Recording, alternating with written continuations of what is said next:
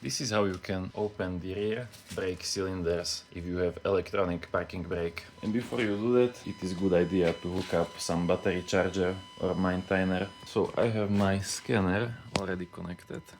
Ignition on, engine off. When you change pads, you cannot fit them inside this space because new pads will be thicker than old ones. So you have to push back this piston.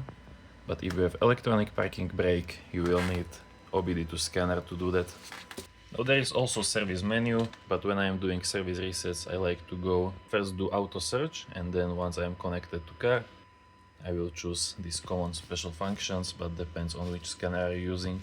Not every scanner will look the same, and it's this one, brake reset. So we also got some instructions: connect to battery charger, ignition on, engine off, and parking brake must be off. And we will be doing this in control module number 53, parking brake. So I will now command my piston to open.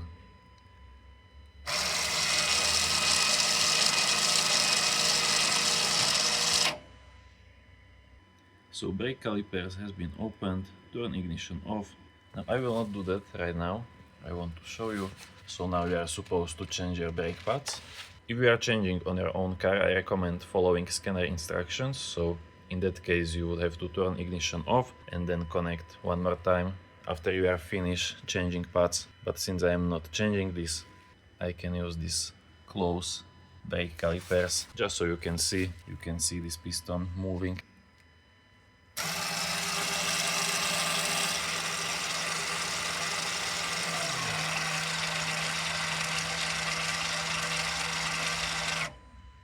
I have literally tested hundreds of different OBD2 scanners, and I run the best OBD2 scanner website. There you can find best OBD2 scanners for literally every category. You can see real procedures done with the scanner, you can see scanner reviews. Anything related to OBD2 scanners you can find at my website iamcarhacker.com, and even download free PDF guides like this.